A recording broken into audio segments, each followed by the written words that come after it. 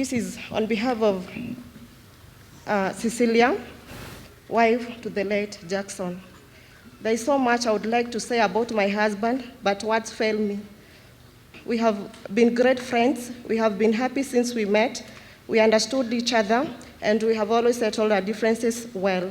I miss my husband so much because he used to encourage me all the time and reminded me how much he loved me. He always reminded me how much he adored me. He loved our children. He treasured our children and followed up on every decision they took. He guided our children on key decisions concerning their lives. He was a very special person to us. My husband has been sick for a while, and I used to encourage him and give him the necessary care he needed. I always reminded him how important he was to me and the children. He knew we loved him. He lived well and managed his condition for many years with love and care. I remember all the kind words he used to tell me. He kept reminding me that I am a pillar in our home. He told me to hold our house together and strive to make him proud. I will fulfill these and all other promises we made. We had great plans for our future. I pray you watch over me to fulfill them. If only I knew that was the last time together I would have done things differently. I would have probably tried harder for you to stay longer with us. God takes the best. Go well till we meet again. May your soul rest in perfect peace. I will always love you. Thank you. His Excellency, the President of the Republic of Kenya, all protocols observed. My name is Reriani Gachagua'S, and here is my tribute to my grandfather. My grandfather is such a precious gift from above for us to love and treasure. Even when you are gone to be with the Lord, you will be in our hearts forever. We shall never forget the precious moments that we shared together.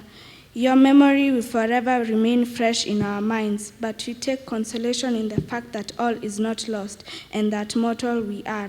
We shall surely meet again. So until we meet again, we say goodbye, and may the good Lord give you a peaceful rest.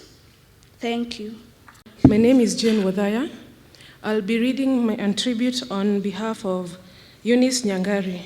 She requested it in Kikuyu. Jack Reriani arari mũrũ wa maitũ ũrĩa ũnjokete. Nĩndĩramwendete mũno mũno. Maũndũ-inĩ makwa hakuhĩ mothe nĩndĩramũragia andeithie na mataro. Nĩtũrateithanagia mũno maũndũ-inĩ ngũrani ngũrani. Ndathiĩ thibitarĩ akoragwo hakuhĩ o mũthenya kũndora na kũhe hinya. Arwara ndĩrathiaga kũmũtwara thibitarĩ na gũikarania nake. Reriani nĩ mũrata wakwa wa hakuhĩ mũno. Ngai arekire kwenda gwake, aramuoya, aramũtwara kũrĩa atwaraga atheru ake. Thiĩ na wega Reriani, hurũka ũhoro mwana witũ. God bless you. Your Excellency, the President of the Republic of Kenya, the Church, all guests, all protocols observed, thank you for coming to celebrate my father's life and say goodbye to him. Jackson Reriani Gachagua'S, known as Jack to all, grew up amongst his 12 siblings in Hirega village, Nyeri, with a stunning view of Mount Kenya. He was a quiet, contemplative man who often read and observed. However, he became pointed and animated when the passion for instilling knowledge hit him. As a young boy, I recall his explanation of the concept of an algorithm when he taught me long division. He had a way of explaining that made even the complex things simple. Growing up, I vividly recall hearing him sing all sorts of English nursery rhymes to myself and my sister. He, however, never told me how he learned so many songs of that type. So I still find myself whistling to tunes that I do not remember learning. At an early age, he made me a reader and taught me. At this time, society used its knowledge to the benefit of all natural things. He insisted that human beings were also natural things.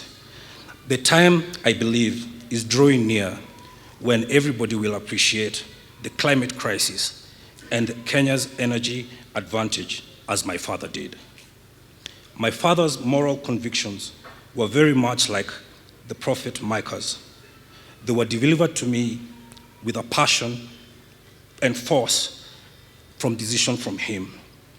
Even at an early age at which I watched with him the activism of the late Professor Wangari Maathai, I imbibed from that work and his comments a deep respect for what she described as the way people related to the environment in former times.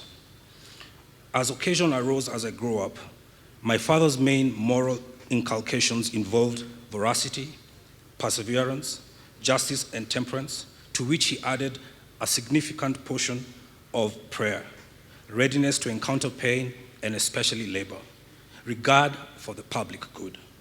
Moreover, he estimated people according to their merit and things according to their intrinsic usefulness. Finally, he imparted on me the importance of a life of exertion as opposed to one of self-indulgent sloth.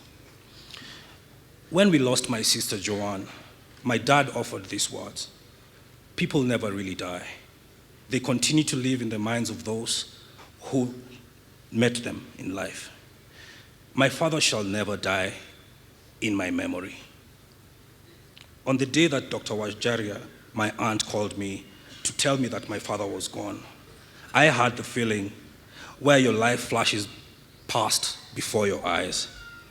My father's words in the past were brought to my mind when I told him about something similar. He said, "That flash is called living, son. Live your life."